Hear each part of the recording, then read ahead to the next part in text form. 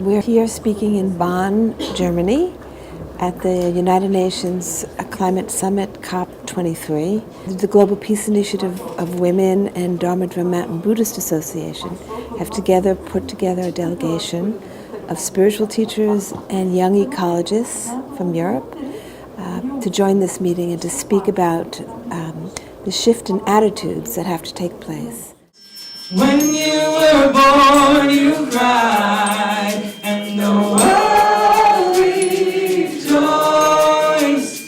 Live your life so that when you die, the world cries and you rejoice. We have many different ways for see the world, and we can create connection with other people, and we can create a really good network for help us.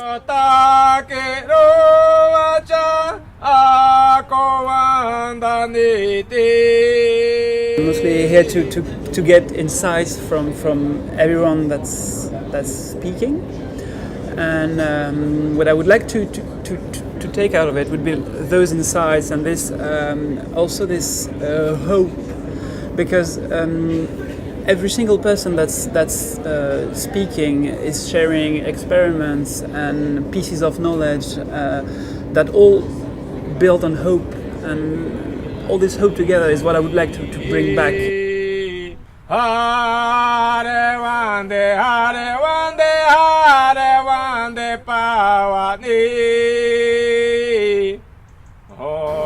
So we brought about 12 spiritual teachers from different parts of the world and about 25 young ecologists, mostly from Europe, to reflect on how to awaken in ourselves the sacred relationship with the natural world, with the earth, with the animals and the plants, and just to feel our connection with it so that we're not subjected to the separateness which causes us to commodify nature and has led to all the destruction and climate changes that we're seeing. So in order to shift the situation, at the UN they're talking about carbon reductions and carbon trades, but we're talking about a deeper shift that has to take place in order for behavior to change. Behavior is not going to change because the government tells you to stop doing this or that.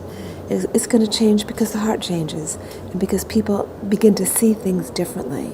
We can't just be focused on the outer environment, the science, the facts, using the same thinking that created the problem in the first place. Otherwise, that will just create more anger, more hatred, more delusion, and more division. On the other hand, nor can we just be focused on our own spiritual growth and liberation without paying attention to what is happening in our outer environments.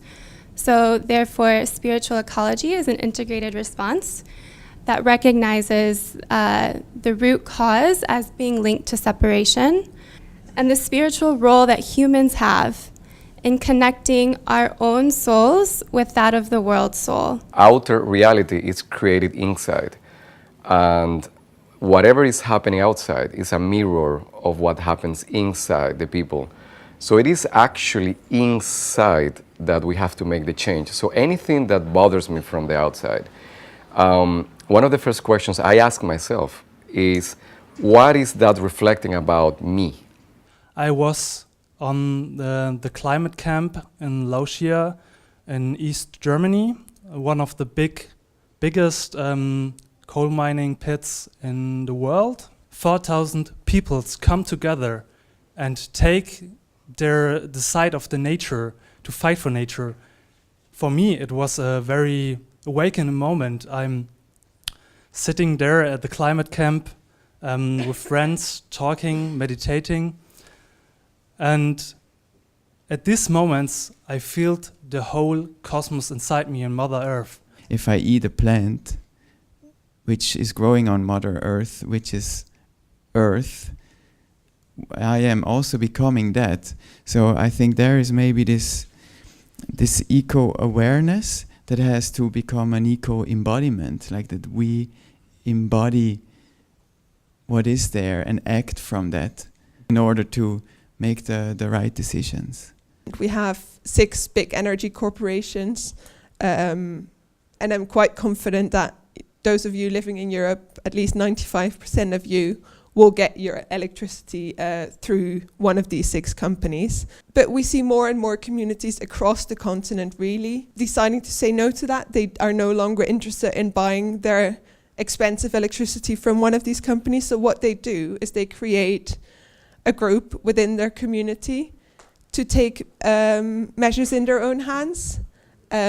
And that I would like to use the example of a Scottish island, and it was the first island in the world to go completely renewable. As I start to re-educate myself, I start to feel more and more that how we need to bring people into this experience of really feeling this closer, that the earth is our body and that we are in the earth and the earth is in us. My big question here is really how do we shift that collective consciousness that we really find that deeper sense of belonging. Your desires are changing all the time. They are not based on anything real, lasting, permanent. They are not based on an underlying sense of unity with everyone else. So my desire will conflict with your desire. But if we go a little deeper and try to become conscious of something behind our desires, something which is more permanent, more lasting, more real, more self-existent, we discover a layer within ourselves of our own sense of identity, where suddenly the sense of separations are not so strong. We discover not only others are a sense of a part of us, or even an extension of us, or rather, we are in them, they are just ourselves in a different form, in a different body. And you turn to nature and you feel the same continuity with all things in nature. As I go deeper in my spiritual practice, then the boundary between myself and the other person's nature, environment, that boundary is getting weaker and weaker, more fluid. So to that extent, it's when I'm hurting environment, it's as I'm hurting myself also. I think that us coming together from all around the world, all of our different religions and faiths and non-religions, around this central idea of unity, of oneness, is very radical and also subversive. For me, if the UN could find alignment in value beyond greed, beyond capital gain, we might move forward in a good way. We know that humanity is stuck in a certain way of thinking.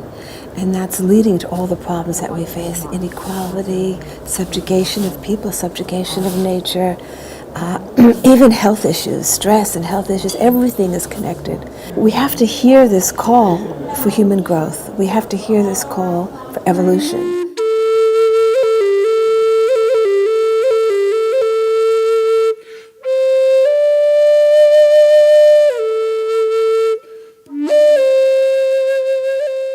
The River Rhine is a very, very ancient river. They say it's about 30 million years old. I mean, imagine, it was here long before we humans have been here. All the indigenous peoples know this, but also the Western scientists have found it, that water has memory. So water can listen. Water listens to when we pray to the water and when we speak to the water, it listens and it holds on to this, and it has the information and can share it with others who come later. I'm going to describe to you a thing called mani, which we have no word for water in my language. It's M-N-I in English, but the word is mani. And the part is that which is related to you and I and all things. That's the and mani. The ni is living. So ni is life, or lifing, or living.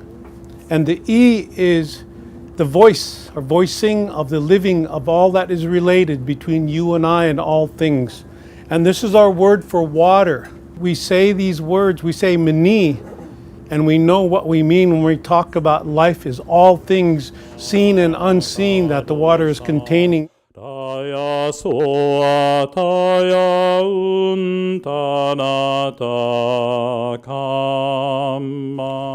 invite the outside circle to connect with the present Mother Earth. The present Mother Earth is going to express to the future Mother Earth How would you feel right now? This is our home. This is our home. That's the word eco means household. So this is a home for rivers, home for us, home for animals, for everything. In the past 5 days, we had dialogues, we had meditations together, we had chanting together, we had movements together, we had laughters together, we shared stories together. And I think these are just different ways of bonding and creating that positive and uplifting space where one can share things. How can we bring about change within a large institution and you think it looks like it's impossible to change? So that's what I was sharing with them too. Let's try to use compassion and bring about that change. Instead of making other people feel bad about what they're doing, is do something else to show that this is a better way. As we, the indigenous chiefs and the others, the spiritual leaders, we prepare to find how to reconcile the past. I'm greatly impressed that the young generation are coming out very strong to move forward. Our major job is going will be to see how to support this evolution. What I think I will first and foremost take with me from these 5 days here is a lot of new connections with people who are on a similar path and are committed to affecting change in the world, but not through necessarily just kind of controlling outside circumstances, but from a realization that the impact they have when they're truly coming from a grounded place in themselves, which is in touch with a deeper sense of being, and when they can bring that forward in a way that's non-judgmental, non-aggressive, but it's actually just speaking their truth, speaking their being into the world. I see a celebration. I see a celebration of the joy of finding together mirrors, beautiful mirrors of that we do want to move on together. That this is a family. It feels like family, and it is a recognition. It is a remembering, and I feel that this connection is achieved, is real, is present, is now.